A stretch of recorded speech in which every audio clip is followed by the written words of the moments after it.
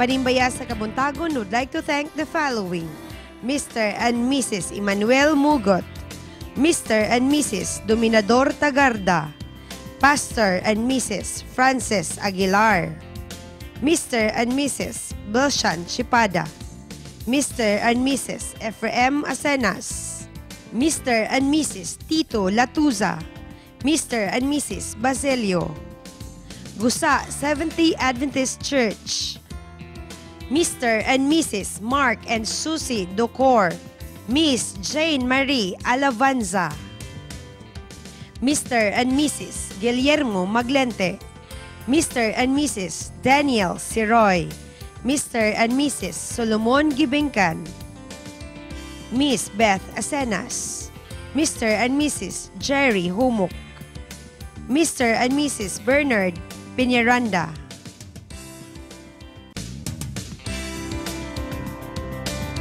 This program is made possible by Mr. and Mrs. Rex and Jessica Gonzaga, Mr. and Mrs. Ed and Kura Wahiman.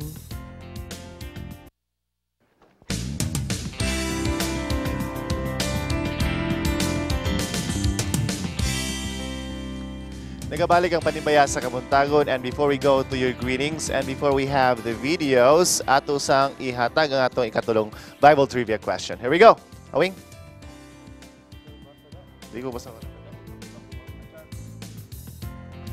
How many of each animal did Moses bring into the ark? Pastang lisura. How many of each animal did Moses bring into the ark? Lisod kayo na siya nga pangutana. Okay. Grabe ka lisod. Ate Charm, nasudlan mo na. Nadahot ang mata ni Charm. Actually, okay. Before nag-leave si Pastor Gulfan, he prayed for me. Oh. And kay actually, nakig-experience akong mata karon nga katong kwan. Bothered kay ko. Inak na mo koron. Ayaw na pa, Charm. Uban sa tabang sige. Naging sa mabother man gid. Lagi. Ganin. Ato gani natunog ko tamtax na bother gyapon ko. Sayang nga tamtax ra. Okay.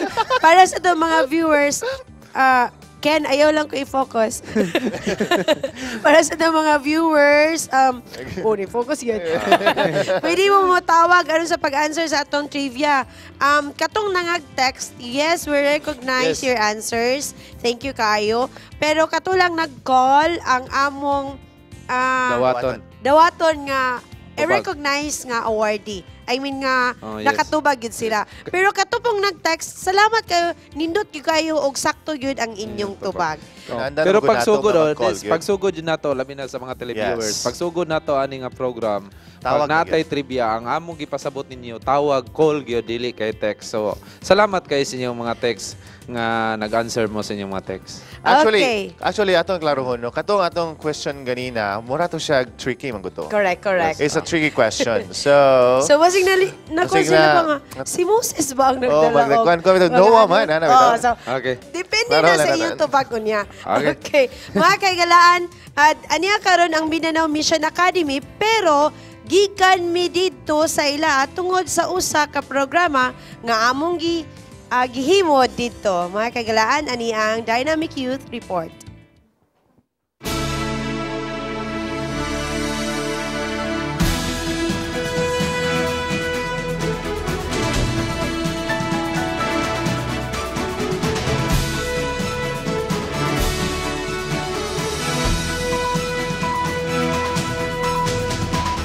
Hope Channel's Dynamic Youth visits Mindanao Mission Academy. Para sa mga panibagong episodes ng atong pag-aaboton pohon, this time they will be joined by not only responsive but also smart students of MMA. Uban ang mga hot and relevant topic discussions na i-facilitate ni Doc Jean Loreche, na TV show's host. In my life, I said, Lord, use me. When I was told to report here, that was the time that I will obey others.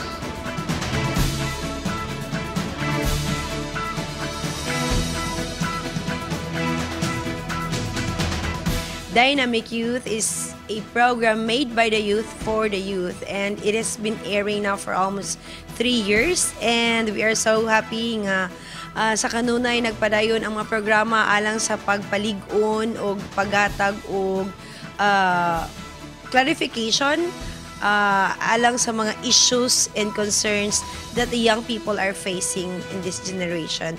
And we hope nga ang atong mga kabatan-una din ha, maminaw gyud mo para pod mahatagan o kasalbaran ang inyong mga suliran nga gihambin.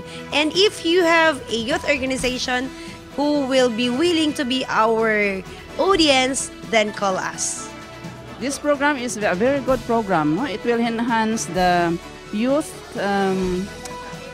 to be aware. No, it will give them tips on how to develop their skills as well as how to handle some particular problems that we will be encountering in their lives every day as a youth. Abi nimo nalipay kaayo kung naka-witness ko ni nga programa. First is dako kay siya natabang sa atong mga estudyante, sa ato ang labaw na gid sa atong mga parents nga nagapaminaw ni ini. Daghan kay tag mga lessons, mga information, not only to grow mentally, socially, emotionally, but the most of all is spiritually. First time jud din ako nga murag as in nga makaingon jud ko nga wow nga tanan mga students MMA na ajud diri nga maka-relate jud kay sila. Don't fail to watch Dynamic Youth at Hope Channel on Sundays at 10 to 11 in the morning and on Mondays at 10 to 11. Mga isyu, mga isgutanan, mga kalihukang pambatanon, kabayan sa gugma, mga plano, pagtubo o pagkaepektibong lumulupyo sa mga kabataan sa ilang tagsa-tagsang komunidad ang ginapabot sa Dynamic Youth. Ikan nga sa Mindanao Mission Academy, Mantika, Misamis Oriental, kini si Daryl Lictin para sa Hope Today.